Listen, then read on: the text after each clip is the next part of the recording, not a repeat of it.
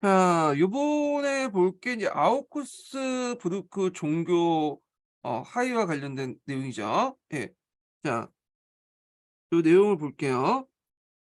자, 독일 내 루토파 제후들에 대한 칼 5세의 태도는 그와 적대 관계했던 프랑스와 프랑스와 1세와 동쪽으로부터 오스트리아 위협하는 오스만 투르크의 관계에서 크게 좌우되었다.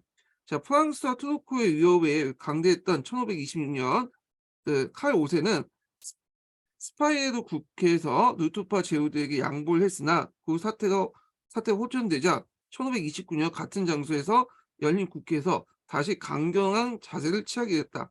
자, 루트파 제후들은 이에 항의했으며 그의 신교들을 항의한 자, 프로테스탄트라고 이제 말이 여기에서 나온 거죠. 그래서 1530년 그 당시 아우크스부르크에서 열린 국회에서 루토파는 멜라니톤이 편찬한 신앙 고백을 제출했고 이것이 부인되자 그 다음에 슈말카트 동맹이 결성되어 황제에게 대항했다. 그래서 이 황제와 이제 슈말카트 동맹 간의 내전이 이제 슈말카트 전쟁이라고 하죠. 예, 슈말카트 동맹 관련된 내용 좀 기억을 해주시면 될 것 같고요. 자, 그래서 이것 때문에 전쟁까지 인제 하게 되고 결국에 1555년에 이 아우쿠스부르크의 종교 화의로 일단되었다. 그 주된 내용을 보면요. 첫째로 지배자가 종교를 지배한다라는 원칙이죠. 그래서 제후가 자유도시에게 종교 선택의 자유를 줬으며 이 말은 뭐냐면 그 인제 특정 지역의 그 종교는 지배자가 뭐냐면 종교를 선택한 거야. 그래서 지배자가 신교를 선택하면 그 신민들은 당연히 신교를 선택해야 되고 그 구교를 선택하면 구교를 선택을 해야 돼요. 근데 내가 만약 "싫다. 나는 지금 신교 제후 밑에 구교를 계속 믿고 싶다."면 구교를 믿고 있는 그 다른 제후들 땅 가야 돼요. 근데 그 대신에 자기 재산을 내놓고 가야 돼. 음. 그래서 그 재산은 신교 재산의 제후가 되는 것 재산이 되는 거죠. 자, 이런 식으로 인제 있고요. 그래서 이런 원칙들은 후에 계속 지켜져요. 그래서 하나의 왕국에는 하나의 종교가 있어야 된다. 그래서 하나의 왕국에서는 하나의 종교의 원칙이 여기에서 나왔거든요. 자, 두 번째로는 자, 선택의 자유는 카톨릭과 루터파에 한정되고 이 당시 있던 칼뱅파나 제사협회를 비롯한 다른 교파는 엄격히 배제됐다. 자, 그러나 인제 그렇긴 하나 이제 교황의 지배받지 않는 새로운 교회, 뉴토파 교회가 등장했다는 거죠. "이건 매우 중요한 거다." 이렇게 있죠. 예. 그래서 인제 있는데 여긴 너무 간략하게 돼 있어 가지고 좀 정리를 해 볼게요. 여기 인제 네, 서강자도 인제 뒤에 있긴 있는데 일단 요걸 한번 볼게요. 자, 여기 보면 일단 아우쿠스부르크의 하의에서 결정을 루토파를 공인했다는 거. 그렇지만 개인의 종교의 자유를 인정받는 게 아니라 집단적 종교의 자유를 인정받았다. 그다음에 교황의 지배를 받지 않은 신교가 설립됐다는 거. 예. 그리고 이제 신교들이 점거한 교회 재산을 신교의 기득권이 인정했고 그러니까 예전에 카톨릭 교회의 재산들을 어 신교가 인제 인정받는 거예요. 특히 인제 신교 영향이 되면 그 안에 카톨릭 교회도 있을 거 아니야. 그 재산들이나 개인 신도들 땅은 다 뭐냐 자기가 가지게 되는 거야. 그 신교 입장에서 다 갖게 되고 자, 성직자 제후가 루트파가 될 경우에는 영지는 교황이 관리한다. 그래서 인제 이렇게 넘겨준다. 영지 자체는 인제 뭐냐면 교황이 관리하는 식으로 이제 바뀐다는 거죠. 예. 자, 그다음에 루트파 영토에서는 카톨릭 교회 사법권 행사를 금지한다. 이런 내용도 있고요. 교회 재판하지 못한다. 이렇게 있다는 거. 자, 그래서 인제 요 내용도 좀 기억을 해 두시면 될 것 같고요. 자, 그다음에서 이제 정치가 이제 종교를 이렇게 좌우하는 그런 형태가 됐다. 이렇게 보시면 될 것 같아요. 자, 그다음에 인제 여기 보면 어 다시 넘어가서 교과서에 있는 내용을 좀 잠깐 볼게요. 자, 여기 이제 그 교과서에 있는 내용인데요. 여기가 아마 미래인 교과서에 있는 내용이야. 그래서 좀 발췌해 왔어요. 이거 볼 수 있도록. 아우크스부르크 화해가는 1555년에 결정되어 보면 앞에서 지도자가 정치를 결정한다. 각 연방 제후들이 아 종교를 그 뭐냐면 결정할 권리가 있다. 그 영주의 종교에 따라 영민대 종교가 결정되고요. 원칙은 루튼파에게 적용되죠. 그 밖에 신교 점차 증가되고 있는 이제 여기에선 칼뱅파는 적용이 안 되죠. 이 글씨를 예. 칼뱅파는 적용이 안 된다. 이렇게 보시면 되고 1552년까지 신교도의 정관 교회 재산은 신교도의 기득권을 인정한다. 예. 그래서 이제 전쟁 중이거나 하여튼 그 당시 이제 여러 가지 이유로 해 가지고 신교도의 정관 재산 등 신교도의 기득권을 인정하는데 요게 나중에 30년 전쟁의 원인이 되긴 해요. 왜냐면 이게 다시 이거를 신교도에 오랫동안 가지고 있었던 그 카톨릭 재산을 원래 주인에게 반환해야 된다. 그런 명령을 내렸거든요. 자, 하여튼 그것 때문에 또 30년제 배경이 되긴 하는데, 자, 만약 대주교나 주교, 수도원장이 고위 성직자 가운데 누토파로 전환을 보면 그 영제를 포기하고 카톨릭 교회에 관할을 맡겨야 된다. 네, 이런 내용도 이제 있죠. 자, 그래서 이제 요거 보시면 될 것 같고, 자, 그러면 이제 요거와 비교해서 요 뒤에 나오겠지만 베스턴 팔렌 조약 내용을 좀 볼게요. 자, 여기 보면 기역은 이제 칼뱅파죠. 칼뱅파는 누토파와 동등한 특권을 가진다. 그래서 여기는 이제 누토파에게만 신앙이 자유였는데 이제 칼뱅파에게도 확대됐다는 걸 볼 수가 있죠. 그다음에 1624년 현재도 신교이든 구교이든 간에 교회제는 그대로 유지된다. 그래서 1623년은 이제 종교 전쟁 와중에 이 48년의 와중에 그 당시 이제 그 뒤에 얘기했지만 그 신교의 재산을 뺏어서 이 구교에게 주는 그런 조치가 있었거든요. 신교 재산조 예전에 여기에 있었던 카톨릭 재산을 뺏어 가지고 구교로 하는 조치가 있었는데 요거를 관련된 내용이에요. 예. 그래서 요것 때문에 이제 3 차 뭐냐면 30년 전쟁에 3 차로 이렇게 넘어가는 배경이 되는데 요 뒤에 좀 얘기할게요. 자, 신성 로마 제국의 황제 재판소에 누토파와 칼뱅파가 같은 수의 재판관을 두고 재판을 주관하고요. 그다음에 각 제후는 자기 영내에 실질적인 독립 주권을 행사한다. 예. 그리고 프랑스는 스트라스부르 계열 알사스 로렌을 차지한다. 예, 이렇게 있고 요 부분은 뒤에 좀 얘기를 할게요. 요 부분은. 근데 요거에서 이제 이게 좀 잘못된 게 있는데 요 뒤에 좀 얘기할게요, 이거는. 자, 니은은 에스파냐부터 스위스는 신성 로마 제국부터 독립된 국가임을 인정받는다. 뭐 이렇게 있는데 니은은 뭘까요? 네덜란드죠. 예. 요게 주요 내용인데 제가 여기에서 하고 싶은 말은 뭐냐면 그러면 아우크스부르크 화의가 그 원칙 있죠. 각 연방 제도는 종교의 결정할 권리가 있다. 요 내용이 이 베스트팔렌에서는 무시됐냐? 그게 아니에요. 베스트팔렌 조약에서도 요 내용이 그대로 갔어요. 여기는 안 나와 있지만. 예. 근데 이건 원칙인만 이렇게 베스트팔렌 조약에서 했을 뿐이지 이후부터는 개인의 종교를 실제로 인정하죠. 그걸 제가 여기다 적어 놨는데 베스턴 팔렌조에서는 아우크스부르크 종교 하이요. 그러니까 지배자의 종교의 원칙을 그대로 확인했어요.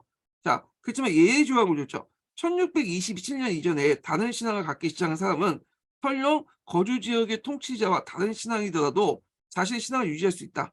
자, 근데 이 1627년 이전에 일어난 게 기준이잖아요. 내가 이전에 신교를 믿었는데 그 후에 이제 구교 지도자가 등장하면 구교 걸 따라야 되잖아. 근데 내가 1627년에 믿었다고 주장만 하면 얘가 뭐냐면 지배자가 구교를 믿고 있어도 나는 그대로 믿을 수 있다는 거야. 근데 종교로 어떤 종교를 믿고 있느냐는 내면의 자유이기 때문에 이거 증명할 수가 없죠. 자기가 인제 객관적으로 증명할 수 없으니까 그냥 주장만 하면 되는 거야. 내가 그 후에 믿었더라도 1627년에 믿었다고 주장해 버리면 요게 예외 조항에 들어가는 거잖아요. 예. 그래서 여기 내용을 보시면 알겠지만 공식적인 자리에서 이걸 할 수는 없지만 개인적으로는 할 수 있는 거야. 개인적으로. 자기가 이제 자신의 신앙에 따라 개인적 차원에서 집회도 할 수 있고 그다음에 믿을 수도 있고 다만 이제 앞에 나가서 이제 공개적으로 하는 건 좀 아니죠. 그렇지만 하여튼 종교의 자유 인정한 거야. 그래서 아우크스부르크 종교회의 원칙을 베스트팔렌스 조약에 따랐지만 요 예외 조항 때문에 여기 1627년에 다 주장해 버리면 자기의 종교 자유를 인정해 주는 거잖아요. 그렇기 때문에 이거는 이제 뭐냐면 개인의 종교 자유를 인정해 줬다 이렇게 보시면 돼요. 이게 중요한 게 아니라 그 예외 조항이 중요한 거야. 그래서 이게 나중에 원칙보다는 예외 조항이 일반화돼서 예외가 원칙이 될 뻔했죠. 그래서 이제 이때부터 많은 국가가 하나의 왕국, 하나의 종교의 원칙을 포기했고 이 예외 조항이 원칙이 되면서 이제 1627년 이전부터 주장했다고 하면 국가가 이제 인정해 주기 때문에 사실상 개인의 종교를 인정해 줬다 이렇게 보시면 돼요. 요것만 보면 안 돼요. 여기 원칙만 강조한 건 아니라 요 뒤에 예외 조항이 오히려 이게 원칙이 됐고 결국에는 이런 예외 조항이 일반화됐다 이렇게 보시면 되죠. 그래서 요것뿐만 아니라 어떤 조약을 보실 때도 조약이 명문된 내용뿐만 아니라 그 조약이 실질적으로 어떻게 해석되고 적용된가 이게 되게 중요하거든요. 예. 30년 조약에 그 베스턴 팔년 조약 그 내용만 딱 보고 '아 이거 개인의 종교 자유 인정하지 않았지 않냐.' 이렇게 식으로 말하면 안 돼요. 항상 예외가 있죠. 근데 예외는 항상 그 원칙이 있죠. 국룰이 있죠. 항상 시간이면 원칙이 되고 원칙이 돼. 이게 특징이야. 근데 이것도 마찬가지야. 예. 그 뒤에 얘기지만 30년 전쟁부터는 그러니까 그 베스턴 8년 조약 이후부터는 이 원칙이 개인의 종교 자유 원칙이 예외 조항이 원칙이 되고 그래서 이 조약 이후부터는 개인의 자유를 인정하고 그다음에 앞에서 얘기한 것처럼 음 요거는 그 집단적 자유만 인정했다. 아우쿠스 프로파는 이렇게 있고 요 차이점 베스턴 8년 조약은 좀 뒤에 또 다시 얘기할게요. 예. 자 그래서 이렇게 한번 봤고요. 자 그다음에 이제 넘어갈 칼빈이즘 관련된 내용을 이제 들어가기 전에 서강제 관련된 내용을 좀 볼게요.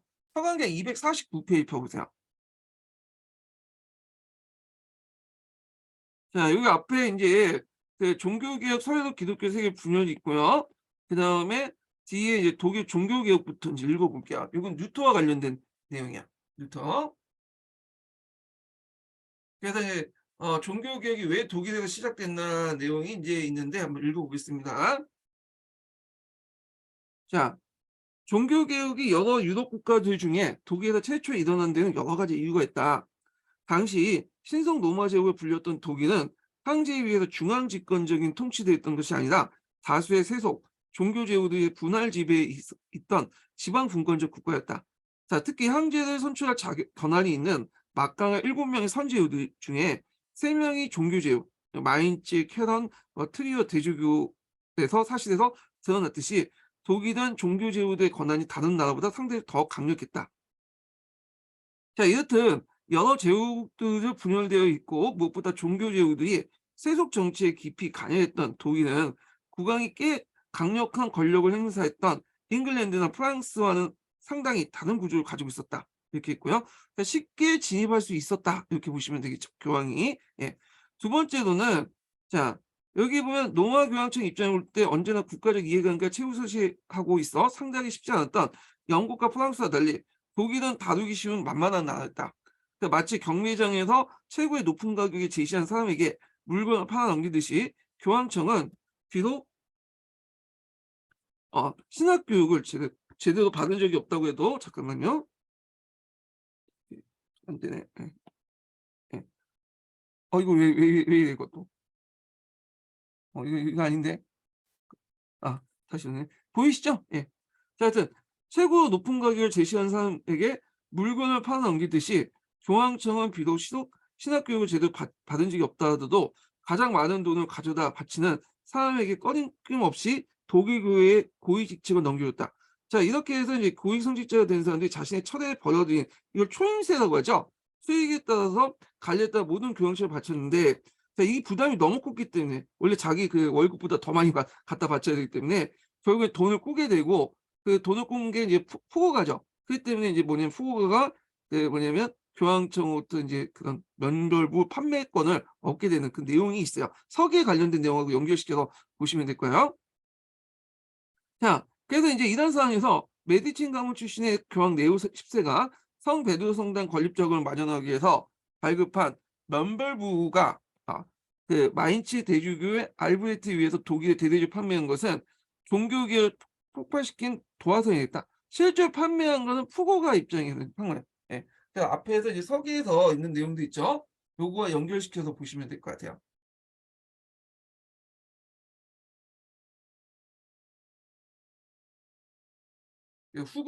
푸고가 아니라 후거. 예. 후고가가 판매했다. 후거라고 계속 얘기했는데 후고가요. 예. 자 그래서 그 밑에 인제 면죄부 관련된 내용도 있는데 요거는 앞에 이제 했으니까 넘어가고 그래서 본래 면벌부는 죄를 지은 사람이 교회에게 돈을 주고 사는 것이 아니라 면벌부를 받는 사람이 감사의 표시로 교회에 돈을 기부하는 게 관리였다. 근데 면벌부 판매 현장의 진두지휘자 인물로 마인츠 대주교가 선택한 그 도미니크스 수도의 수도 텐젤은 영적인 능력보다 사업 수완에 뛰어난 인물이다.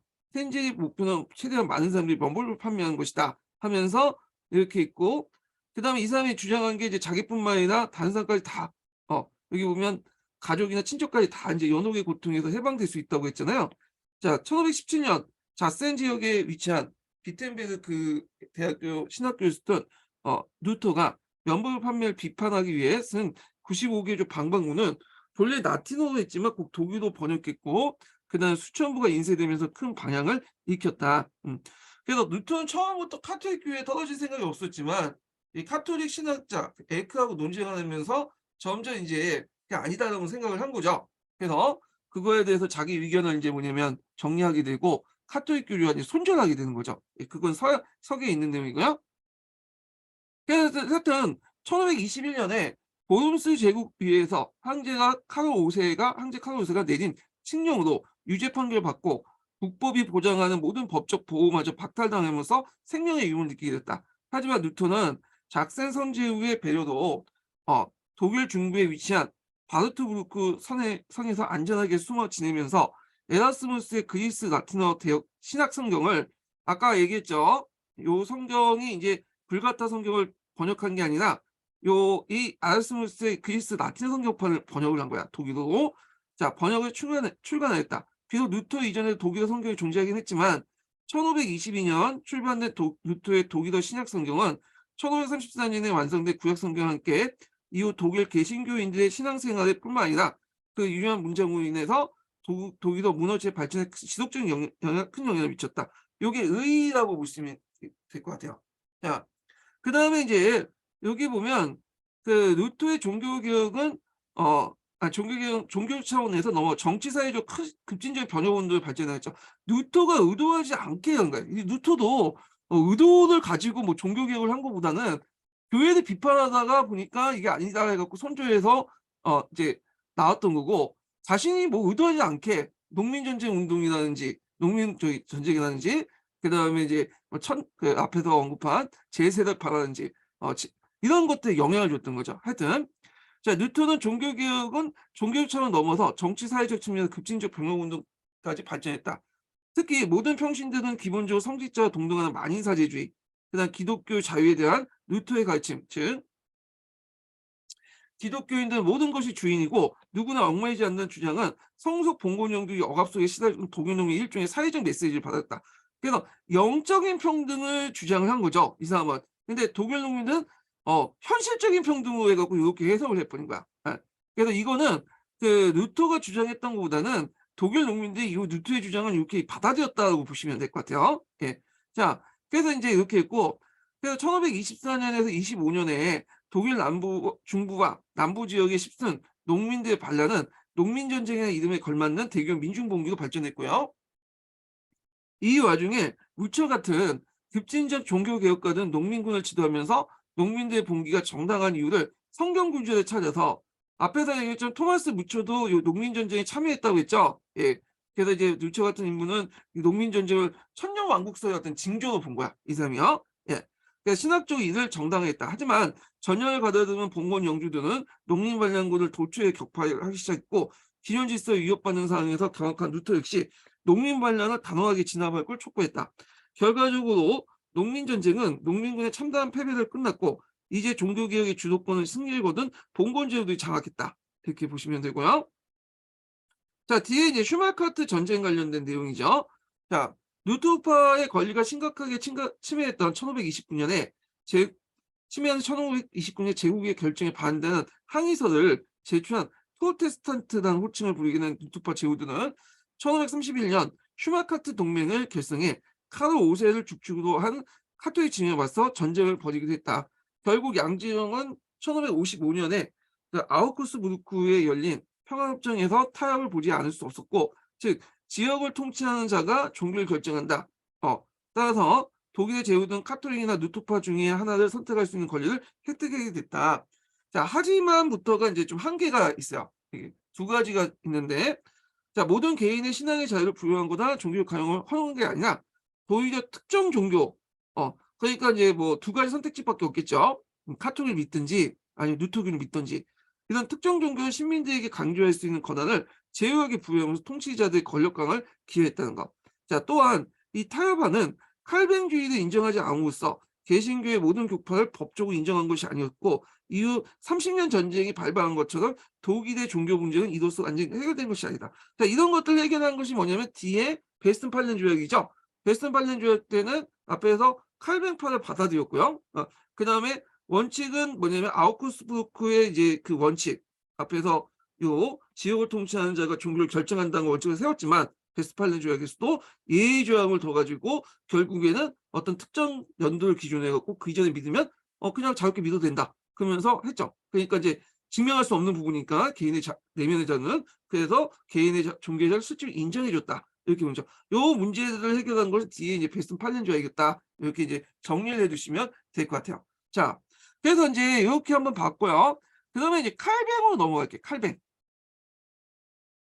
칼뱅은 앞에서 얘기한 것처럼 나올 만한 한 것 같은데 이 사람은 나오질 않아요.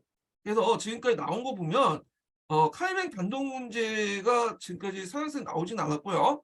역교론에서 한번 그 나왔어. 그것도 이제 약간 좀 뜻하지 않은 그 곳에서 나왔죠. 그래서 그 오리엔탈리즘을 반대하는 비판하는 과정에서 서구 중심적인 어떤 사고방식을 칼뱅이 갖고 있었다. 뭐 이런 내용에서 나왔거든요. 그런데 이제 역교는 문제이기 때문에 서양사에서 자체에서 나오진 않아요. 근데 제가 봐도 이제 그 수능이라든지 이런 거 보면 칼뱅 많이 나오거든요. 그래서 언젠간 나올 수가 있어. 그리고 이제 기독교 문제에 항상 관심 있는 분들이 많아요. 서양사 전공하신 분들 중에. 그래서 나올 수 있는데 칼뱅을 이제 보기 전에 제가 이제 좀 정리하고 인제 좀 보죠. 그래야지 볼 수 있는데 자 제가 한번 정리하고 볼게요.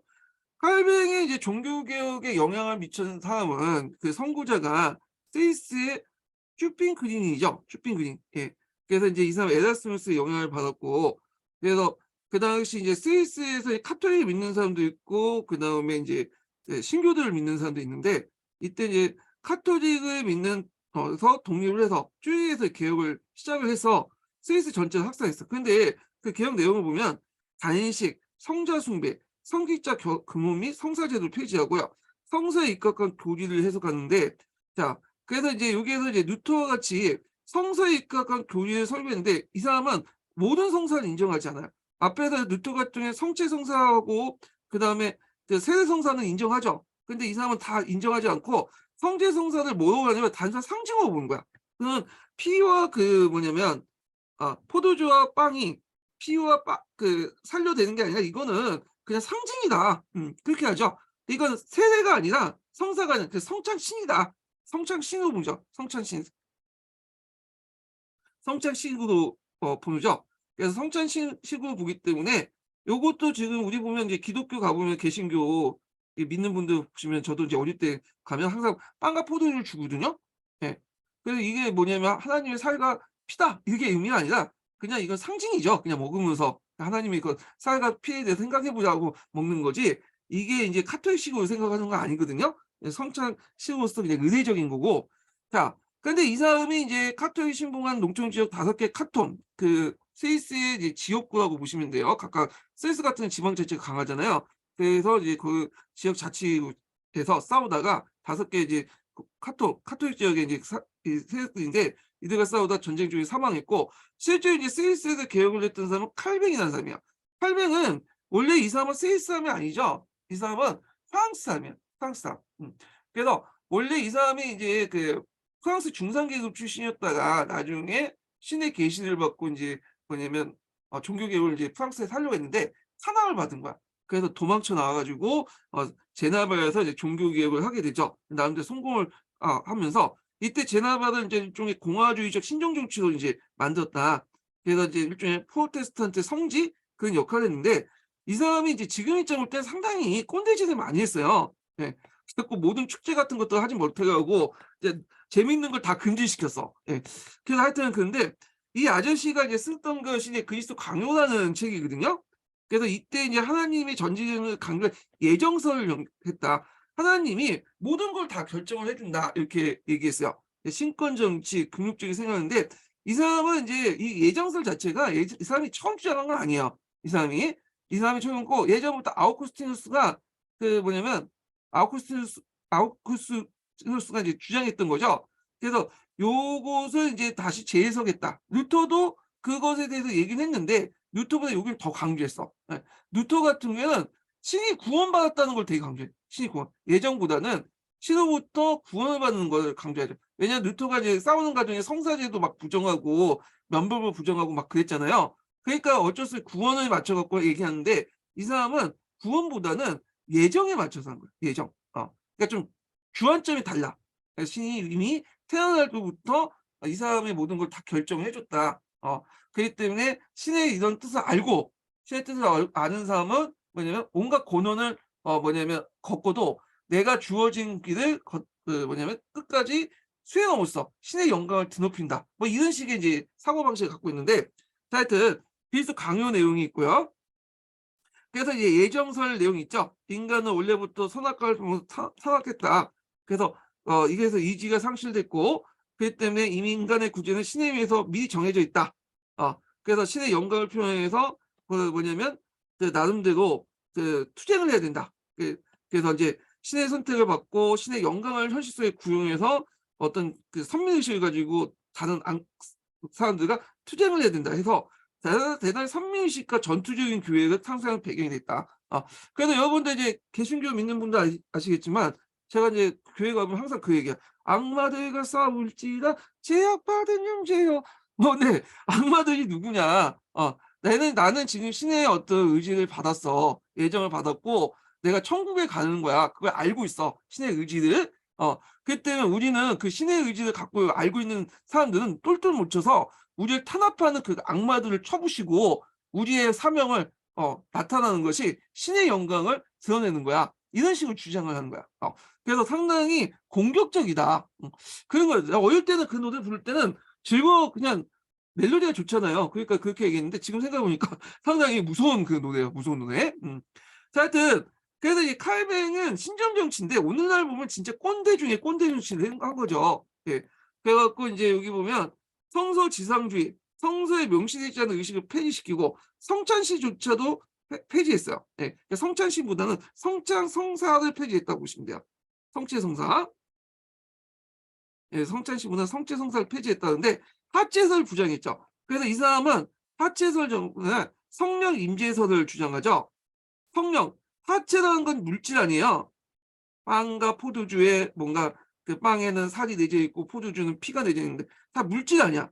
그거보다는 하나님의 그 물질, 육체가 내재되어 있는 게 아니라 성령이 내재되어 있다 이렇게 주장을 해요. 이 사람이 주장한 게.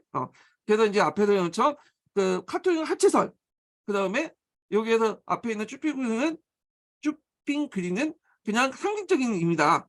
근데 이 사람은 성령 임재설 이렇게 주장하고 그다음에 루터 같은 경우에는 공체설 이렇게 주장해요. 이렇게. 그래서 이제 교회 조직을 확립하여 신자들의 일상생활을 통제하고 또 선교사를 파견해요. 그래서 제네바가 이제 신교 중심주의 부각이 됐다. 이렇게 이제 보시면 되고요. 제가 여기 쭉 이렇게 그 하체설이나 뭐 교리 같은 거 좀 있으니까 한번 관심 있는 사람들 보시고요. 자, 그래서 이제 이런 내용들 좀 기억을 해두시면 되고, 자, 그다음에 이제 이렇게 한번 또 강조를 해보겠습니다. 예. 칼빈이즘. 자, 루터의 종교개혁이 시작된 지 얼마 안 돼요. 1519년 스위스의 쭈리히에서 쭈피크링이라는 사람이 이 사람 이름 정도 외워두셔야겠죠. 자, 종교개혁을 진행되고 있었다. 그래서 루터파보다 더 철저하게 성경주의를 내세우고 성체성사도 폐지할 걸 주장했다. 그래서 이 사람은 칠성사 자체를 다 폐지한 거야. 앞에서 얘기한 처럼 루터는 성체성사하고 아까 뭐는 남겨뒀다고 했죠? 세례. 세례 성사인가? 네. 세례를 받는 성사 있잖아요. 요건 두 가지 남겨뒀죠. 근데 이 사람은 성체 성사 표집하고 이 사람이 생각하기엔 성체의 그 하체설이 아니라 아까 침에 상징이다. 그렇기 때문에 성사로서 하는 게 아니라 성찬식으로서 하는 거예요. 성찬식. 성찬식. 그 의례적인 것이지 이게 이제 성사가 아니다는 거야. 그래서 이런 내용들 좀 기억을 해두시면 될 것 같고요. 그러나 1531년에 그의 개혁 반대하는 산림지대에 카톨릭 세력들과 싸우다가 전사했다. 이게 산림지대라고 하는데 농촌이라고 보시면 돼요. 농촌에 5개 카톨 그 자치구하고 싸우다가 했는데 스위스 같은 경우에는 그 대개는 산지가 많고 대부분 그 산지 중간중간에 이제 농사를 하는 사람들이에요. 그러다 보니까 농업 생산이 그렇게 많지가 않아. 그래서 그 많은 인구들을 좀 보여 살기 위해서 얘네들이 이제 적은 자원 가지고 이제 많은 인구들이 모여 살다 보니까 자기들끼리 치고받고 싸우는 경우가 많아요. 예. 그런 경우가 있는데 이때도 그랬어. 예. 자, 그러다 보니까 얘네들이 자기끼리 치고받고 싸우다 보니까 싸움은 만렙을 찍었죠, 싸움 기술은. 그러다 보니까 얘네들이 용병으로 잘 팔려나갔던 거예요, 뒤에. 자, 하여튼 있고, 자, 그다음에 인제 쭈필크님이 이어서 스위스의 종교개혁을 성공시킨 사람 칼뱅이죠. 요 칼뱅은 원래 스위스 사람이 아니라 프랑스 사람이죠. 그래서 이 사람은 프랑스의 중산계급 출신으로 법률을 공부하다가 개혁 사상을 물들고 1530년에 전후한 시기에 신의 계시를 받았다. 그러나 독일 황제에 대항하기 위해서 루터파를 적극적으로 지원했던 프랑스 1세도 국내에서 이를 철저하게 탄압했기 때문에 칼뱅은 스위스의 바젤로 도망가 쭈필크의 주장을 연구하며 스스로 사상을 체계화시켰으며 그리스도의 재강요라는 그리스도의 강요라는 그런 책을 썼다는 거죠. 그래서 여기에는 프랑스 1세는 좀 약간 양면적인 게 예전에 설명했죠. 이 사람은 카톨릭 교도에 철저한, 그리고 프랑스가 지금도 그렇지만 90%가 카톨릭을 믿고 있는 나라거든요. 그러니까 국내에선 신교들 되게 탄압해. 그렇지만 대외 정책에서는 누굴 지원하면 신교들도 지원해요. 이게 프랑스의 정통적인 어떤 외교 정책의 일환이야. 왜? 그 당시에 이제 누굴 견제하기 위해서? 그 당시에 합스부르크를 견제하기 위해서. 반려 왕조나 뒤에 계승한 브로브 왕조가 다 그렇게 이제 행동을 하거든요. 예. 자, 하여튼 계속 좀 읽어볼게요. 그의 주조였던 그리스도 강요. 이것도 외워두시는 게 좀 낫겠죠. 또 쓰라고 나올 수 있어요. 요즘에 뭐뭐 서명 이렇게 쓰라는 것이 문제가 나오잖아요. 그래서 이제 좀 외워두시고, 그래서 이제 발간된 1536년 칼뱅은 제노바에 돌아가 그에게 종교개혁을 단행했고 죽을 때까지 제노바를 종교로 지배했다. 그의 지배는 일종의 신정 정치죠. 축제와 오락적인 모임을 금지하고 극장도 폐쇄하는 등 시민들에게 매우 엄격한 금욕적인 생활을 강요했다. 자, 그래서 이제 그러나 칼뱅의 명성은 전 유도에 퍼져 각처에서 그에게 배우고자 하는 숭배자들이 모여서 칼뱅을 프로테스탄트 교황이라고 부르고요. 그다음에 이제 일종의 제네바가 일종의 그 프로테스탄트 성지 역할을 했죠. 제네바 아카데미 이렇게 이제 얘기를 하는데, 그래야 이제 프랑스 칼뱅의 새로운 교리는 여러 나라에게 전파됐죠. 그래서 그때 전파된 곳에 따라서 이제 프랑스 위군으로 부르고 네덜란드 보이시엔, 스코틀랜드 장로파, 영교도는 청교도주의 다 칼뱅파 계통에 속한다. 이렇게 보시면 돼요. 예. 요거 뭐 교과서에서 자주 뭐 지도와 함께 많이 나오잖아요. 예. 그래서 잠깐 이렇게 보면 제가 교과서 지도를 좀 퍼와 가지고 이제 한 건데, 자, 여기 보면 제네바를 중심으로 위그노, 프랑스가 위그노. 자, 그다음에 이제 여기 보면 여기 남프랑스 일대죠. 예. 그다음에 보이센, 네덜란드 보이센. 그다음에 이제 여기 보면 이제 잉글랜드에서는 청교도라고 하죠. 청교도. 그리고 여기 장로파인데, 그리고 여기 영국 국교회가 있는데 나중에 되면 영국 국교회도 칼뱅 교리를 받아들인 거예요. 그래서 보통 온건한, 좀 약간 온건한 칼뱅 교리를 받아들이고 거기에다 카톨릭적 요소가 같이 있거든요. 근데 청교도는 여기 있는 이제 국교회 안에 있는 카톨릭적 요소를 깨끗이 청결하고자 하는 거, 프리티하고자 했던 거죠. 그래서 이제 영국 국교회 초창기에 청교도가 있었던 거고, 나중에 물론 명예훈련에 의해서 독립해 나오지만 뭐 이렇게 이제 파급돼 나갔다. 이렇게 보시면 될 것 같아요. 그리고 여기 보면 이제 여기 독일 북부 지역, 덴마크, 노르웨이, 스웨덴 요런 지역들은 이제 주로 여기 지역은 칼뱅파보다는 어떤 지역이 많냐면 루터파 애들이죠. 여기는 이제 어디예요? 남부 지역은 아직 다 카톨릭 지역으로 넘어갔고요. 나중에 원래는 루터파였다가 독일 농민정제 이후에 카톨릭이 넘어가죠. 이렇게 이제 표를 보시면 될 것 같아요. 자, 그래서 이제 계속 읽어볼게요. 자, 칼뱅의 고지 중에 가장 핵심적인 건 예정서이죠. 예정서는 앞에 아우쿠스부르크에 의해서 만들어졌죠. 그리고 루터도 그 얘기를 하고 있지만 칼뱅은 여길 더 강조해. 루터는 구원에 초점을 맞춘대. 반해서 칼뱅은 예정에 초점을 맞췄어요. 이 사람은. 자, 이에 의하면 그는 인간의 죄악은 타락함으로써 다 타락했죠. 모든 정신과 선을 구제로 초월할 수 있는 것에 대한 의지 능력을 완전히 상실했다. 신의 의지가 뭐냐면 그러니까 인간의 자유의지가 없어지면 신의 의지에 예속됐고, 신은 스스로 영광을 나타나기 위해서 그의 결실서 어떤 사람은 영원한 생명을 예정하고 다른 사람 영원한 죽음을 예정한다. 그래서 처음부터 애가 죽을 것인지 그러니까 천국 갈 것인지 지옥 갈 것인지 다 결정됐다는 거야.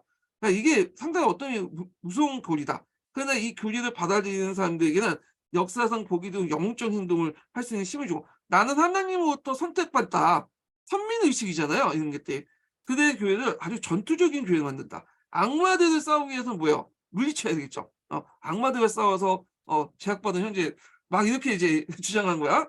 자, 그래서 예정서를 받아들인 칼빈 교도들은 구주의 확신과 더불어 신에 의해서 선임되었던 선민의식을 갖고 신의 영광을 이 지상에 나타나게 현세를 향하기 때문이다.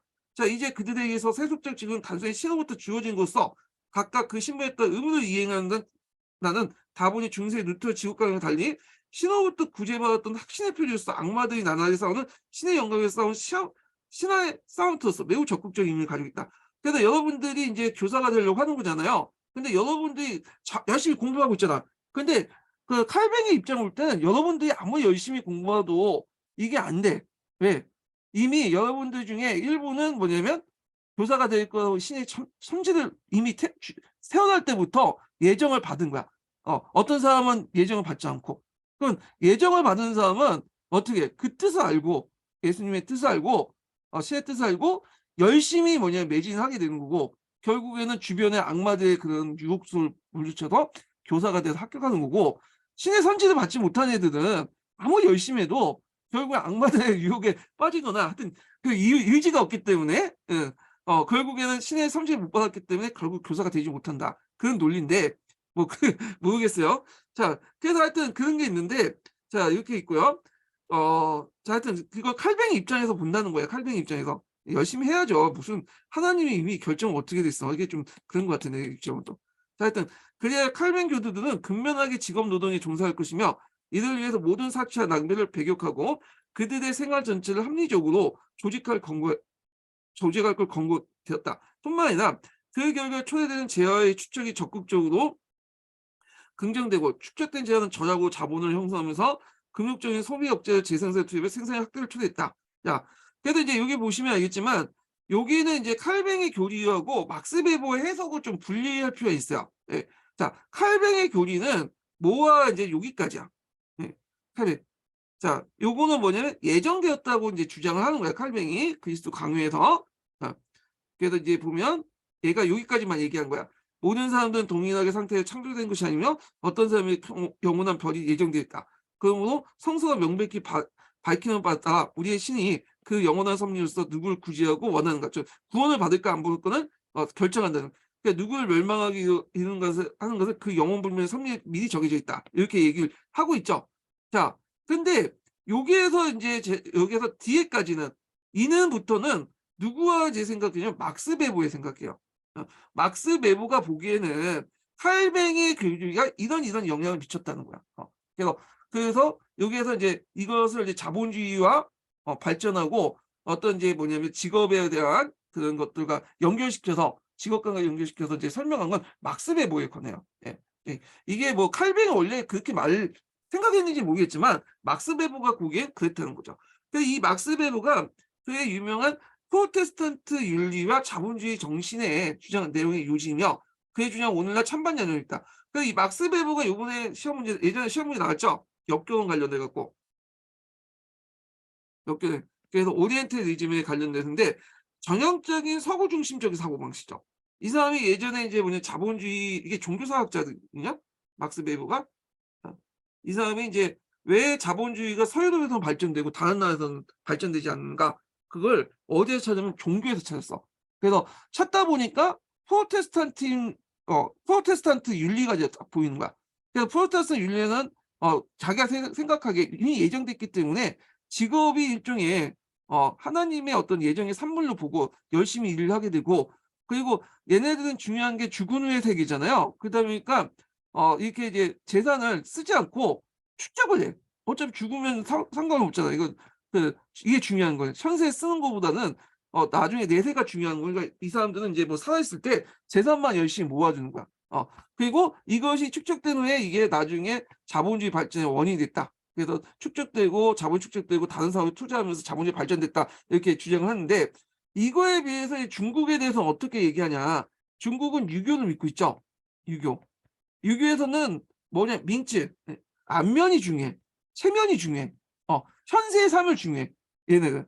그러다 보니까 어떻게 돼? 자신의 안면, 민증을 살리기 위해서 자기가 돈 버는 것을 다 여기에 투입하는 거야. 헌의 의식에. 그러다 보니까 자본 축적이 일어나지 않고 결국에는 자본주의가 발달하지 못했다. 그런 논리를 설명을 하는 거거든요. 근데 이런 논리들이 완전히 전형적인 서구 중심적 사고방식이잖아요. 예. 그러니까 이게 이제 뭐냐면 오리엔탈리즘이죠. 사고방식이죠. 근데 지금 보면 지금 자본주의 발전하는 나라들 보면 지금 일본이라든지 우리나라든지 물론 중국은 이제 자본주의 국가가 아니지만 지금 되게 높은 생산력을 보이고 있죠. 그거 어떻게 설명해? 돈을 밝히고 그거 어떻게 설명하냐? 자 이게 말이 안 된다는 거지. 종교 가지고 무슨 자본주의가 발생을 가지고 얘기한 거는 전형적인 서구 중심적 사고방식의 하나다. 뭐 하여튼 이렇게 이제 얘기를 하고 있는데 하여튼 막스 베버의 해석이에요. 여기까지는 예정설 그리고 여기까지는 그 막스 베버의 해석 이렇게 이제 보시면 되고 막스 베버가 쓴 프로테스탄트 윤리와 자본주의 정신 요거는 좀 외워두세요. 요거는 제목은 그래서 거기 이제 교과서에 보면 거기에 종교 개혁의 두 번째 이제 루트의 95개의 방방문하고 800 예정설이 있죠. 예. 요거 명칭 외워두시고 요거 그래서 이제 여기 보면 루터와 칼뱅의 성설 기반으로 한 신앙을 강조하며 종교 개혁을 전개했다. 자, 루터는 95개조 방방문을 내걸고 교황과 교회를 비판했으며 인간의 구원, 이 사람은 이제 인간의 구원 문제에 했어요. 그러니까 오직 신앙과 신의 은총을 이루어졌으며 그래서 인간의 구원이라는 것은 자기가 믿음에 따라서 이제 결정이 된다는 거야. 물론 이제 이것을 신이 미리 결정한 거지만 인간의 구원은 자기의 믿음이 더 중요하다. 이렇게 중요한 거. 그러니까 믿음을 어떻게 강조하느냐 이건 거고 요거는 신앙의 구원을 성사한다. 근데 칼뱅은 어떻게 보면 미리 정해졌다 이렇게 본 거야. 근데 주의할 것은 그래서 그 루터가 예정설 주장이냐 그게 아니라 이 사람도 예정설을 인정해요. 근데 이 사람은 노력이 더 중요하다. 내가 얼마나 후천적인 노력을 강조하는 거고 이 사람은 요거보다는 후천적인 노력보다는 선천적으로 미리 결정됐다는 거예요. 그러니까 이걸 더 강력하게 준 거예요. 이 사람은 요 예정됐긴 하지만 이것은 뭐냐면 후천적인 노력을 통해서 예정됐지만 또 뭐냐면 그 청에 갈 수 있다. 구원을 받을 수 있다. 내가 신앙을 갖고 하면 구원을 받을 수 있다는 거고 여기에서는 예정선을 강조해서 아무리 내가 노력을 해도 구원을 받지 못하는 건 구원을 못 받는다. 이렇게 좀 차이가 있어요. 약간의 예정설 그 차이가. 그래서 여기는 구원에 맞췄다. 개인의 노력을 구원을 맞췄고 여기는 개인의 구원은 노력이 아니라 이미 정해져 있다. 얘는 정해진 것도 있지만 자신의 노력을 통해서 뭔가 구원을 또 바꿀 수 있다. 뭐 구원을 노력을 통해서 뭐 얻을 수 있다. 이런 식의 논리를 제시한 거예요. 약간 미세한 차이긴 한데 이게 이제 서계에 있거든요. 서계는 좀 이따 읽을 텐데 한번 여기에서 좀 읽어볼게요. 자, 뉴트의 신앙사상 행위가 아닌 믿음에 의한 구원에 출발했다고 반면 칼뱅은 무엇보다 신의 아는 지식을 중요시하고 신의 태초부터 구원받는 사람과 멸망당한 사람을 예정해 놨다고 하는 예정성을 강조했다. 그러니까 진정한 기독교 신자의 신이 자신을 태초부터 선택했다고 확신하기 때문에 어떤 고통과 시련이 닥치더라도 이에 굴하지 않고 신의 영광을 드러놓고 신의 뜻을 이루기 위해 노력한다. 그래서 루터는 좀 후행적 자신의 노력을 강조해서 구원을 강조했고 칼뱅은 자신의 노력보다는 신이 뭐냐면 이미 결정됐다는 걸 더 강조했다. 이렇게 보시면 될 것 같아요. 약간의 뉘앙스가 좀 다르다. 어느 걸 좀 후천적이고 설천적으로 좀 더 강조하는 게 좀 차이가 있다. 이렇게 보시면 되겠죠. 자, 그래서 이제 이렇게 이제 봤고요. 자, 그다음에 그 관련된 내용을 여기에서 서강좌에서 한번 찾아볼게요. 영국 국교회부터 좀 읽고 이렇게 같이 묶어서 여기서 설명해서 자, 영국의 종교개혁을 볼게요. 영국의 종교개혁은 다른 그 칼빈과 루터와 달리 아주 전형적인 세속적 목적에서 출발했죠. 헨리 8세 이혼 문제 때문에 이제 일어났는데 좀 보면 자, 영국의 종교개혁은 국왕 헨리 8세 이혼 문제에서 발달되었다. 자, 헨리 8세는 독일에서 종교개혁의 바람이 거세게 불고 있을 때 루터를 공격하면서 교황으로부터 신앙의 옹호자라는 그런 명예를 칭을 얻었다. 그러나 이제 그 18년간 같이 살아온 에스파냐 왕실 출신의 왕비 캐서린이다가 이제 이혼했고 왜냐면 이 사람이 딸만 낳았어. 메리만 낳죠. 메리. 그 당시에 아들 낳아야 되잖아요. 예. 메리만 생산하니까 이혼을 할 뿐이고 그다음에 두 번째 부인하고 결혼했어요. 예. 그래서 인제 궁녀였던 엠브린과 정비를 맞이해서 교황청에 승인을 요청했는데 얘가 인제 그 백일의 앤이라고 하는 영화에서 인제 나오는 그 거죠. 그 부인인데 이 사람이 인제 엘리자베스 여왕을 낳죠. 이 사람도 딸만 낳았어. 예. 그 나중에 인제 수청당하잖아요. 처형당하죠. 바람 폈다고 처형나는데 하여튼 이때 이제 캐더릭의 이혼을 요청을 했는데 교황이 안 받아줘. 왜냐면 이 캐더릭은 어떤 스페인 왕가 출신이에요. 예. 그래서 칼 5 세 이모이기 때문에 받아들이기가 좀 힘들어. 왜냐면 칼은 자기 정치적 후원자였잖아요. 원래는 캐더릭이 자기 형의 부인이었죠. 예. 형의 부인이었어요. 그런데 이제 형수였는데 어릴 때 결혼했기 때문에 성관계를 했는지 모르겠는데 그 형이 죽었어. 그리고 나서 그걸 흠모했던 인제 뭐냐면 헨리 8 세가 자기보다 연상인데 그 뭐냐면 헨리 7 세가 캐더릭을 쫓아냈는데요. 밖으로 쫓아냈는데 끝까지 얘를 이제 뭐냐면 좀 후원해 갖고 결국 결혼을 했는데 막상 또 인제 뭐 딸밖에 안 나니까 차버리고 두 번째 여자하고 이제 결혼했는데 얘도 차버렸죠. 예, 차버린 게 아니라 죽여버렸죠. 예. 그리고 나서 인제 그 후에 이 사람이 6 번을 결혼했어요. 그러니까 이 사람은 캐더릭하고 엠브리까지 합쳐 갖고 첫 번째 부인은 메리를 낳았고 그다음에 두 번째 그 엠브리하고 엘리자베스 여왕을 낳았고 세 번째 부인에 가서 뭐냐면 그 뒤에 나오는 에드워드 6 세를 낳게 돼요. 에드워드 6 세. 그리고 인제 두 4 명, 5 명, 6 명을 쭉 낳는데 다 왕이 됐죠. 메리, 엘리자베스 그다음에 에드워드 6 세. 에드워드 6 세가 그다음 되고 죽은 다음에 서열에 따라서 메리 그다음에 엘리자베스 이렇게 되죠. 예. 자 하여튼 이렇게 좀 보시면 되고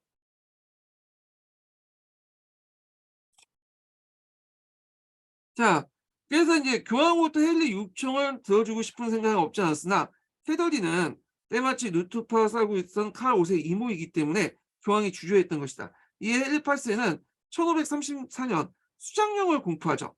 그래서 이제 수장령이라는 것은 영국 잉글랜드 교회의 총수장은 왕이다. 교황이 아니라. 그래서 인제 영국 교회를 로마 교황부터 독립시키는 조치죠. 영국 교회를 로마 교회로부터 분리시킨 동시에 국왕이 독립된 영국 국교회의 수장이라고 선포했다. 자, 그와 동시에 이제 헨리 8 세는 이따은 인제 스톤을 해산하고요. 이게 중요해. 스톤의 재산을 뺏으려고 했던 거죠. 그래서 스톤의 막대한 토지 재산을 몰수해 왕실 소유로 삼는 편 측근과 공료제에게 분배해서 자신을 지지하게 만들었던 거죠. 자, 이와 같이 인제 국왕의 이혼 문제 계기로 아주 전형적인 세속적인 문제를 계기로 해서 종교 개혁을 단행할 수 있었던 것은 또 영국, 잉글랜드 국민이 강권에게 교황과 노마에 대한 반감이 있었고 민족주의가 싹트고 있었다. 그래서 100년 전쟁 이후부터 '우리는 잉글랜드 사람이다. 우리는 유럽인이 아니다.' 그런 의식을 갖고 있었잖아요. 자 그런데 이제 한계가 있어. 예. 그래서 이런 헨리 8 세의 개혁의 한계를 보면 자 일단은 영국의 종교 개혁은 종교나 신앙 문제가 아니기 때문에 세속적 문제 때문에 일어났잖아요. 헨리 8세 때는 영국 국교는 단순히 노마로부터 분리해 독립될 뿐이지 신앙 내용이나 예배 형식에 아무런 변화가 없었다. 그래서 이런 한계가 있고 그다음에 이제 에드워드 6 세 그래서 아들이죠. 유일한 이제 외아들이 프로테스탄트 요소를 받아든 일반 기도소를 마련했다. 자 근데 이제 일반 기도소 내용을 보면 요것도 좀 있네. 여긴 안 나와 있지만 다른 책에 보면 여기 보면 그 의례는 천주교 요소가 있어. 그다음에 교리만 카톨릭 요소가 있어. 아니 천주교고 여기 신교. 예. 그래서 의례적인 것들은 이제 뭐냐면 약간 천주교 색깔이 되게 강하고요. 그다음에 교리는 인제 카톨릭 그 신교들 요소가 강해. 그래서 신교들 중에 이제 뭐냐 칼뱅의 교리를 좀 받아들였어요.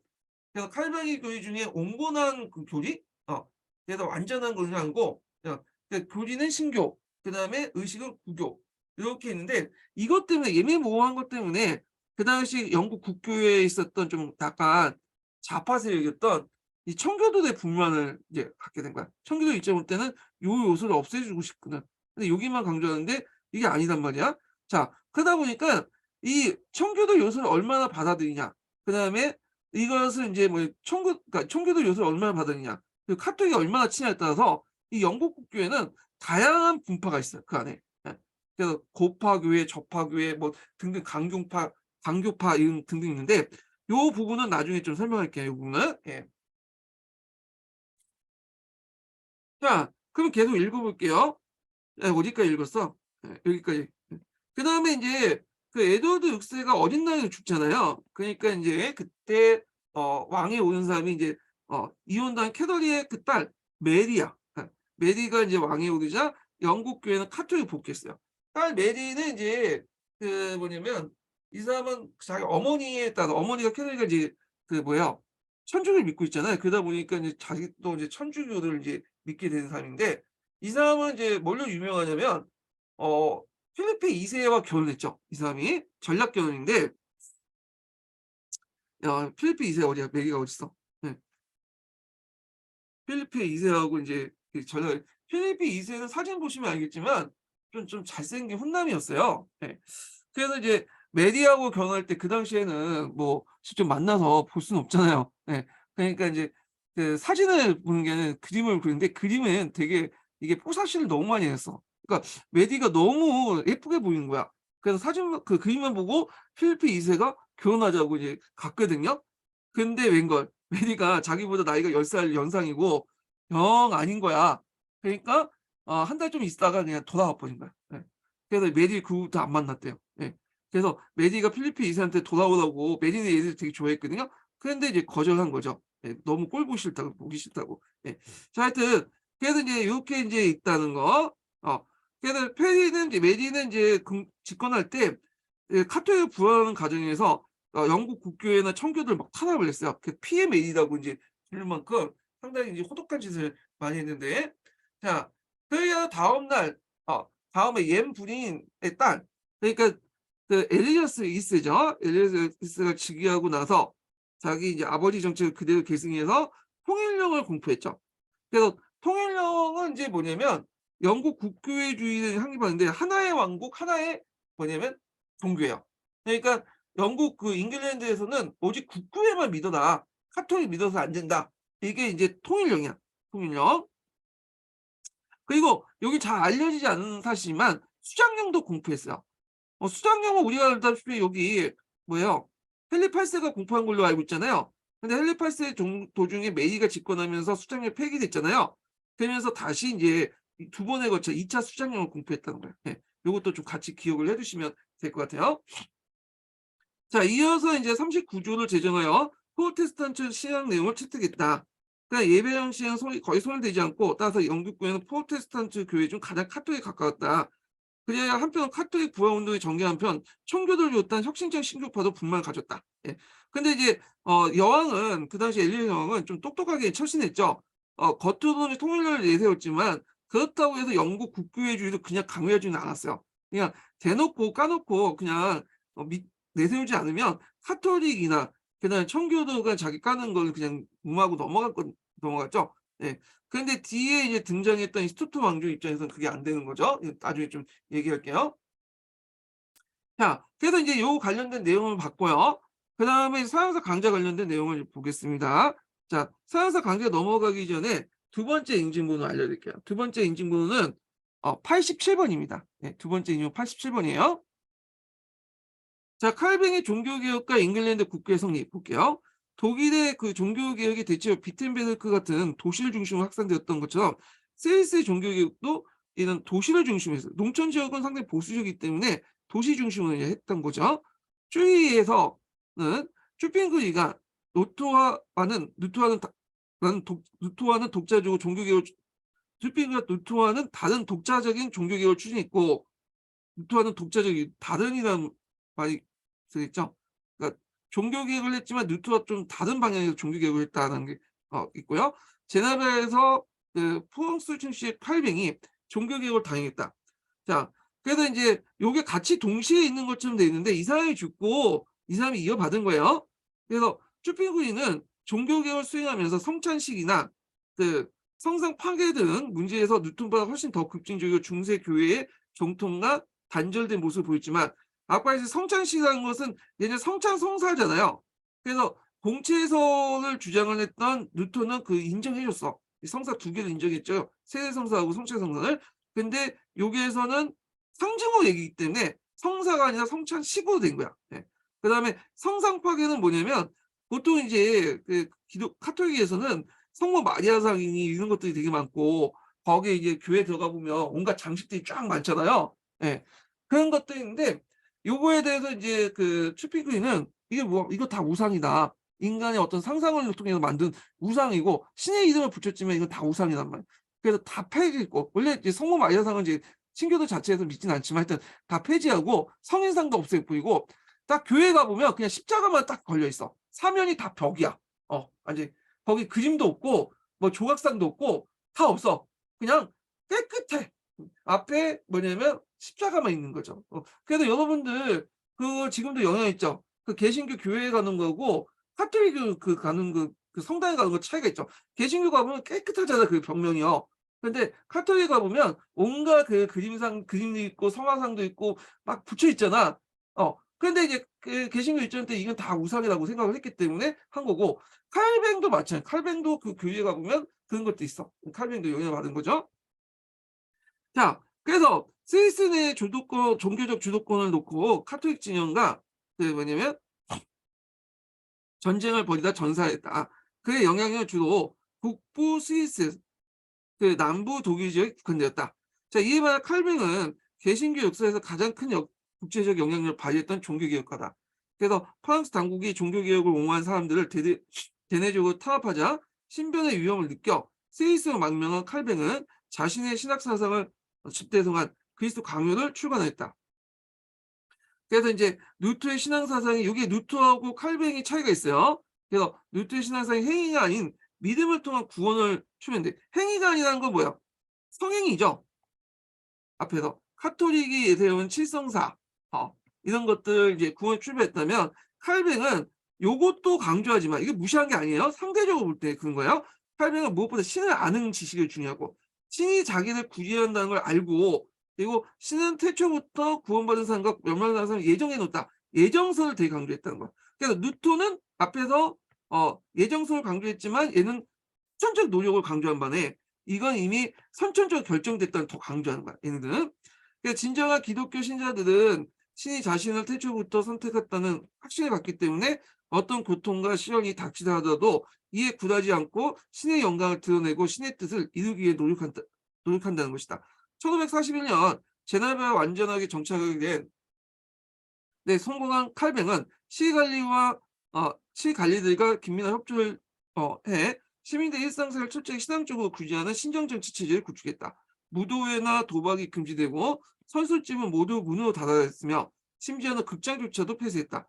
칼뱅의 엄격한 조처에 저항한 사람도 있었지만 별 성과가 없었고 도리어 제네바는 유토피아적인 기독교 사회를 꿈꾸는 유럽 각처의 개신교 이민자를 보여주는 중심이 되었다. 특히 1559년에 설립된 신학교 제네바 아카데미 에서는 공부했던 사람들 후에 칼뱅파 교리를 서유럽의 곳곳에 널리 전파하는 데 기여했다. 자, 루터교가 북부 독일과 스칸디나반도 국가들에게 확산됐다면 칼뱅주의는 스위스, 네덜란드, 스코틀랜드, 잉글랜드 등지에 전파됐고 스코틀랜드의 장로교, 잉글랜드는 그 청교도주의, 네덜란드의 교회, 개혁의 고위세라고 하죠. 위근하고 이제 부르는 그 프랑스 개신교들은 모두 칼뱅 신앙 사상에 직접적 영향을 줬다. 그리고 참고로 영국의 그 성공회, 그러니까 지금 영국 국교회죠. 영국 국교회도 온건 칼뱅파 교리를 받아들였다는 거야. 이 사람도. 예. 자, 그래서 이제 이런 칼뱅 교리를 먼저 재해석해갖고 자본주의 발전과 연결시켜서 했던 사람이 그 베버죠. 그래서 독일의 사회학자 베버는 16세기, 17세기 때 서구 자본주의 발전을 가능하게 했던 심리적 요인을 개신교, 특히 칼뱅주의에서 찾고자 했다. 자, 베버의 논리에 따르면 예정선을 신봉했던 칼뱅주의자와 청교도들은 사치와 향락을 배격하면서 성실하게 직업 노동에 종사한 이들은 현세의 그런 것을 누리는 게 중요한 게 아니야. 어차피 내세가 중요한 거야. 현세는 하나님의 명을 받아 그 직업에 충실하면서 하나님의 영광을 드러내는 게 중요하죠. 그리고 부는 그냥 축적을 해. 쓰지 않고. 그래서 이게 자본 축적이 가능하고 다른 데 투자하면서 자본주의 발전이 일어났다는 거. 근데 유교는 체면을 강조하기 때문에 축적이 일어나지 못하고 자본주의 발전이 일어나지 않았다. 이런 식의 논리를 피는 거죠. 그래서 그로 인해 부의 축적은 자신들의 신에 의해 선택받았음을 증명하는 것을 징표 이해했다는 것이다. 결국 이러한 독특한 종교적 심성에서 유래한 금욕주의적 직업 윤리 의식이 결과적으로 이윤 추구 활동을 윤리적 의무로 여기는 자본주의 정신의 실현을 이어졌다고 배범명제의 핵심이었다. 그런데 이제 이에 대한 비판이 있죠. 첫 번째로는 칼뱅의 신학 사상이 내지는 반자본주의 요소를 무시했다는 거. 저작을 강조하고 소비를 무시하잖아. 저작만 하면 이제 자본주의가 되겠어요? 써야지. 자, 그냥 프로테스탄트 유지 자체가 자본주의 발전에 위한 변화된 측면을 강조했다는 거. 그리고 이거는 자본주의가 발전되면서 이 윤리가 변형됐다는 걸 보시면 되겠죠. 네. 그래서 원래 유교도 마찬가지야. 지금 유교 믿는 사람들 보면 유교의 도덕적인 거는 요즘에는 이제 유교에서 그 맹자가 주장하는 항상 있어야지 항심이 있다 이런 식의 정세적인 것도 강조하잖아요. 이런 거와 연결시켜서 보면 그러니까 그 자체보다는 자본주의가 발전되면서 원래 있었던 프로테스탄트 윤리 그 칼뱅의 예정에서 재해석됐다는 거야. 그래서 있지 자본주의가 발전되지 않으면 재해석할 필요도 없는 거죠. 그러니까 조건이 바뀌기 때문에 사상이 변한 거지 사상 때문에 조건이 바뀐 게 아니다 이런 거죠. 그러나 칼뱅주의가 수용하던 모든 지역에서는 자본주의가 발전한 것이 아니라는 거. 근데 자본주의가 발전되지 않은 지역도 많다. 이렇게 이제 주장을 했던 거고요. 자, 그래서 근대 초 자본주의 발전은 어떤 특정한 종교의 심성에서 유래됐기보다는 당시 유럽의 물질적 조건에 비롯됐던 것이 옳다는 것의 주장이 바로 그것이다. 자, 오늘날에도 배범명제에 대한 찬반 양론이 분분하지만 칼뱅주의가 꼭 자본주의 발전을 가져왔다는 식의 단순한 논리로 수용한 역사학자는 거의 없다. 뭐 이렇게 이제 보시면 될 것 같아요. 그 다음에 이제 넘어갈 것이 이제 영국의 종교개혁 관련된 내용인데 볼게요. 16세기 때 종교개혁에서 종교와 정치는 상호 밀접한 관련을 맺고 있었는데 이를 가장 정형적으로 보여주는 것이 잉글랜드 사례다.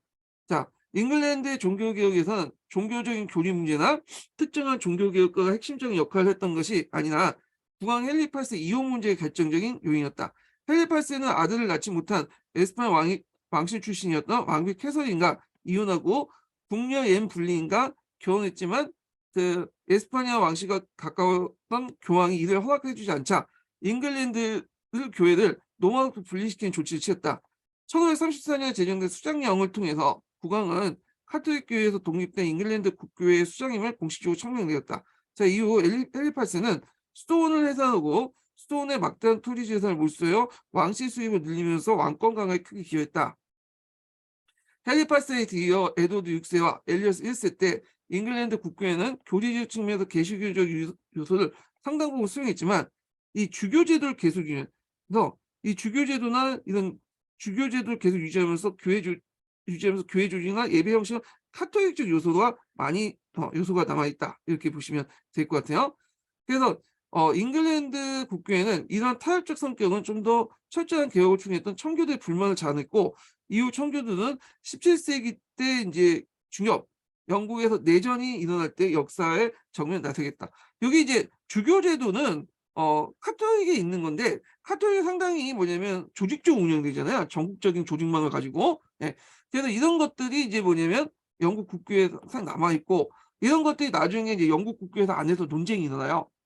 그래서 이것도 되겠는데 주교 조직처럼 뭔가 중앙 집권적 어떤 시스템이 필요하다 교회에 이렇게 생각하는 애들이 이제 뭐냐면 스코틀랜드 그쵸 장로교 애들이 그런 경향이 강하죠. 장로파들이 스코틀랜드의 장로교나 여기 파들이 그 안에 국교도 안에서 이제 장로파들이 강했고 이에 비해서 아니다. 우리가 이제 개별교의 자율성을 강조하는 거 이런 것들이 수평파 애들이 이제 주장했던 거고 자 그래서 이런 것도 이제 어떻게 해석하냐에 따라서 국교 안에서 이제 여러 가지 논쟁이 있었고 청교도 안에서도 이걸 가지고 어떻게 이제 볼 것이냐 해가지고 또 논쟁이 있어요. 예, 이거는 뒤에 얘기할게요.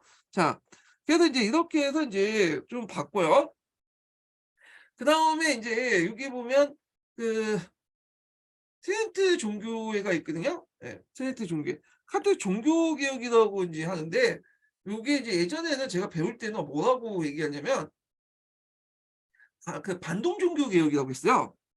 요즘에는 이런 말 안 쓰죠. 카톨릭 측에서 반대가 심하기 때문에 반동 종교 개혁이라고 했어. 네, 반동 종교. 진정한 개혁은 이제 뭐냐면 프로테스탄트 입장에서 진정한 개혁은 우리 개혁이고 카톨릭 종교 개혁은 이게 종교계 역행하는 반동 종교 개혁이다. 근데 이에 반해서 이제 카톨릭 같은 경우에는 종교 개혁은 이단들이 그냥 반란이고 우리가 이제 진정한 종교 개혁이다. 다만 카톨릭 종교 개혁은 아마 중립적인 말을 이렇게 갖고 쓸 것 같아. 그래서 카톨릭 내에서 종교개혁은 몇 번 있었죠. 중세 시대 때. 중세 시대 때 항상 그 특히 이단이 등장할 때부터 있었던 거야. 그래서 나테네 공의회도 등장할 때 그때 그 뭐냐면 앞에서 그 카톨릭 나테네 공의회 등장할 때도 또 왈비파라든지 그런 애들이 등장했잖아요. 그런 차원에서 했고 그다음에 이제 흡수라든지 이런 사람들이 등장하니까 콘스탄트 공의회도 이렇게 이단 차원의 대응해서 나온 거죠. 그때 이제 앞에 두 개는 중세 시대 때 이제 어떤 이단에 대한 대응한 그 교회 개혁은 뭐 성공했다고는 보기는 어렵지만 일단은 어 막는 데는 그런 데도 좀 했죠. 물론 이제 트레스트 그 콘스탄트 공의회 같은 경우에는 제대로 개혁을 못 했죠. 그것 때문에 또 종교 개혁의 배경이 되긴 했지만 앞에 라테란 공의회는 나름대로 성공을 했다고 볼 수 있어요. 예. 그리고 트렌트 공의회 콘스탄트 공의회는 제대로 안 됐다. 이렇게 보시면 되겠고 그리고 이제 종교 개혁 때 인제 했던 카톨릭 개혁, 종교 개혁 그러니까 트렌트 공의회죠. 예. 이 트렌트 공의회는 나름대로 그런대로 좀 성공을 한 것 같아.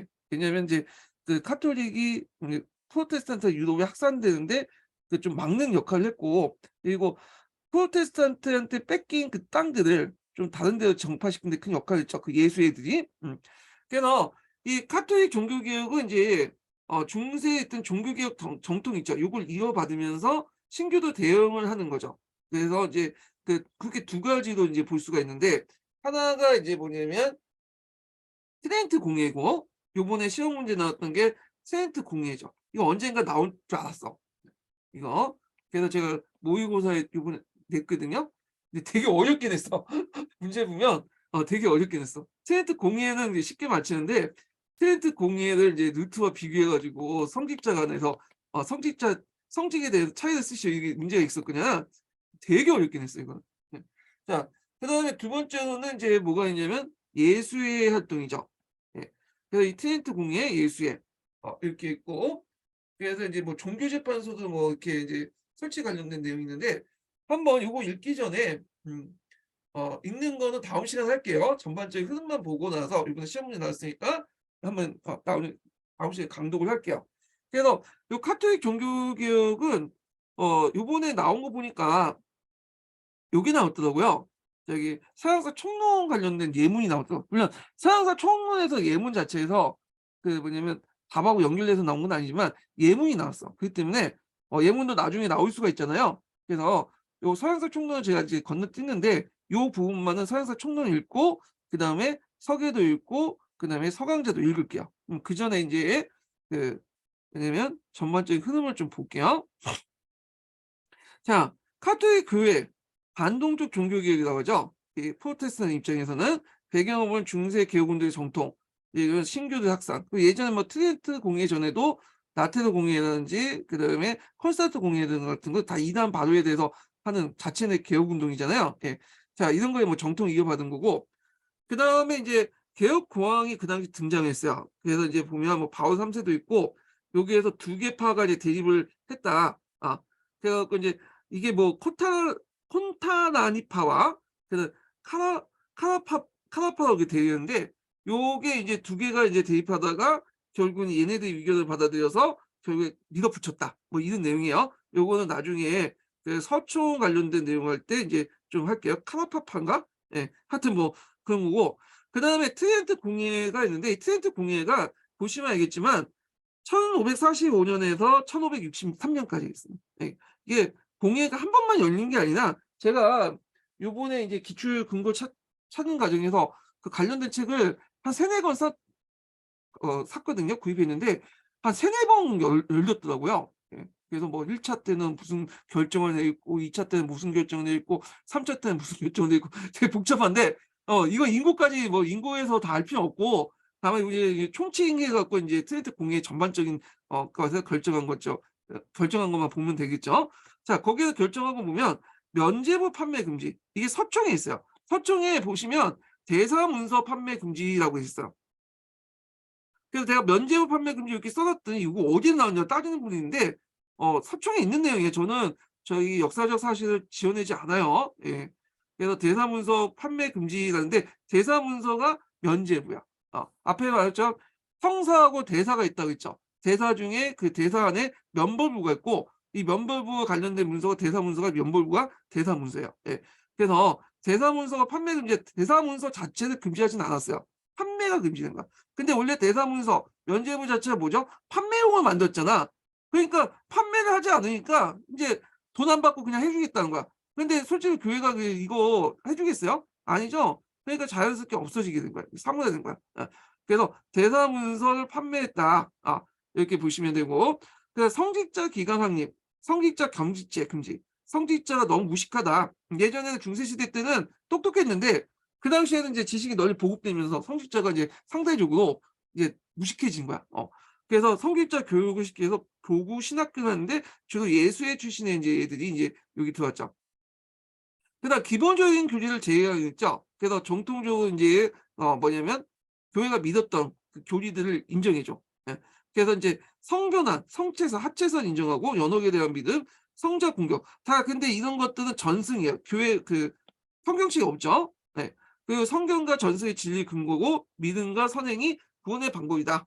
그래 갖고 이제 제가 비교표를 만드는데 자 구원의 방법은 구교에는 믿음과 선행, 선행에는 성사와 대사가 있죠.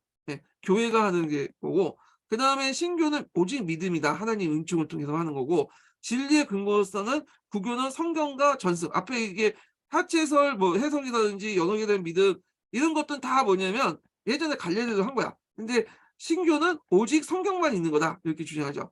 그다음에 종교재판소를 설치하죠. 그리고 금속 목록을 작성하고 그래서 인제 있고 교황의 지상권과 교황의 모후 요소를 인제 확립을 했다. 이런 것들. 이제 모후 요소에 관련된 내용이 뒤에 있어요. 여기 보면 자 예수회가 그걸 따르는데 모든 일이 있어 진리를 얻기 위해서 우리가 설령 시계에 보이는 데서 교화가 근데 이게 교황일 거야. 이게 오탄지인데 그게 맞아. 교황과 검다고 말해도 언제나 이를 믿어야 된다. 교황 무호 교수거든요. 네. 그래서 이게 좀 잘못된 것 같아. 이게 22년도 그 기출문제 나왔던 거잖아요. 22년 아니 기출문제 아니라 02년 기출문제 나왔고 제가 그때 초등학교 1 차는 합격했는데 요게 교회로 돼 있어. 근데 이게 교회가 되면 안 돼. 이게 예수에 관련된 물어본 건데 교황으로 되어 있어요. 교회로 되면 공예가 검다고 해도 이걸 믿어야 된다. 이런 식으로 나올 수가 해석이 가능하잖아요. 공예 모 요술로 해석할 수 있는데 요건 약간 좀 오타인 것 같아요, 제가. 그렇지만 제가 인제 거기에 그 예전에 그 기출문제 내용을 그냥 옮기는 과정에서 그냥 스토킹해서 썼는데 자 하여튼 예 교황 무효수를 확립했고 성직자 독신제도 예 변하지 마라. 그다음에 불가타 성경 이거 저기 뭐냐면 사토리가 정육점 믿고 있는 성경책이죠. 근데 의역이 많다고 했죠. 예. 이걸 그대로 인정했고 그다음에 성자 성사 숭배 정통회 이런 것들을 결정했다 있고 그 외에도 결정한 내용도 되게 많아요. 네. 그래서 제가 이제 이거 관련돼서 기출문제 분석할 때 요번에 정리를 쭉 해 드릴게요. 1 차부터 해서 2 차, 3 차까지 어떤 결정들을 내렸나 예 이런 것도 있고 결국에는 이건 나름대로 성공했다. 그래서 이제 트렌트 공예 그 앞에 있는 콘서트 공예는 흐지부지했잖아요, 개혁에 대해서. 근데 이건 나름대로 카톨릭 교회 입지를 강화시키는 데 어느 정도 성공했다. 이렇게 보시면 될 것 같고요. 그다음에 교회 개혁 운동의 주도적인 역할을 했던 게 또 예수회예요. 예수회. 이게 02년에 나왔던 건데 이 예수회가 세웠던 사람이 노율라죠. 이거 외워두세요. 에스파냐 군인 출신 노율라가 중심했고 이 예수회라는 자체가 예수의 군대라는 뜻이에요. 예. 그러니까 군대 조직을 만들었어. 이 사람이 노율라가 이제 뭐냐면 군인 출신이에요. 이 사람은 상당히 뭐냐면 좀 무식하고 가격해요. 그래서 이제 전투 도중에 이제 신에 갇혔는데 그 병원에서 신의 영광을 본 거야. 성령을 본 거야. 그리고 나서 이제 파리에 가서 파리 대학에서 인제 늦은 나이에 공부를 했는데 그 늦은 나이에 공부했는데 이 사람이 좀 약간 머리가 돌아가지 않거든요. 근데 리더십은 있어, 리더십은. 그래서 그 밑에 어린 그 동기들이 얘를 많이 따랐다고 해요. 그래서 노율라가 이제 예수의 조직을 만들 때 그 똑똑하고 총명한 어린 그 동기들이 같이 도와준 거야. 그래서 노율라 자체는 약간 무식 단순하지만 그 밑에 다른 얘들이 상당히 똑똑한 애들이 많아. 그래서 이 예수회는 상당히 지식인 집단이에요, 이 지식인 집단. 자 하여튼 특징은 군대식의 엄격한 군열, 종교형 군사 조직이고 교황에 대한 절대 공적. 앞에 교황 모후 우주수를 이제 주장했다고 했죠. 그리고 이제 목적은 예 카톨릭 신앙 뭐냐면 수호를 했다. 이렇게 인제 있고요. 그래서 활동을 보면 이 활동 내용이 예전에 나왔어요. 카톨릭 교세의 회복과 해외 전도에 공헌했는데 특히 아시아, 아메리카 그래서 유럽에도 많이 이제 카톨릭 지역을 상실했잖아. 그걸 벌충하려고 아시아, 아메리카 지역에 많이 진출했고 그래서 이 국민국가적 통합과 신대국가를 이룩한 에스파냐 위세를 반영했다. 그다음에 이 사람들이 또 외교관으로 또 많이 활동을 했어요. 이 사람들이 또. 예. 그래서 청소년 교육을 했고 그다음에 앞에 인제 그 교회에서 많이 지었다고 했죠. 교구마다 뭐 그 교회 학교도 세우고 그리고 이제 청소년 교육도 시키고 상당히 이들이 이제 지식인 계층들이라고 했잖아요. 그다음에 신앙실 확립하고 그다음에 문주 제후대에 대한 봉사, 국제 정치에도 또 활동을 하고 그래서 인제 있고 그래서 인제 이 노예들 그리고 트렌트 공예의 개최 주도적인 역할을 했다. 이 예수회가. 그래서 인제 이렇게 이제 보시면 되고 우리나라 이제 예수회 같은 경우에는 이제 중국 사람도 관련된 사람 많죠. 예. 그 마테오 니치 같은 사람도 예수회 출신이자죠. 자 이런 내용도 이제 같이 기억을 해 두시면 될 것 같아요. 자 오늘은 여기까지 하고요. 다음 시간에는 이제 서계에 있는 카톨릭 종교개혁 그리고 서강자 그다음에 서총원 이렇게 차례로 한번 읽어 볼게요. 예. 오늘 강의 듣느라 수고하셨고요. 어 그 다음 시간에 뵐게요. 다음 시간에. 다음 시간은 다음 내일 모레 할게요, 내일 모레. 예. 제가 지금 보강을 하고 있거든요. 오늘 수고하셨습니다.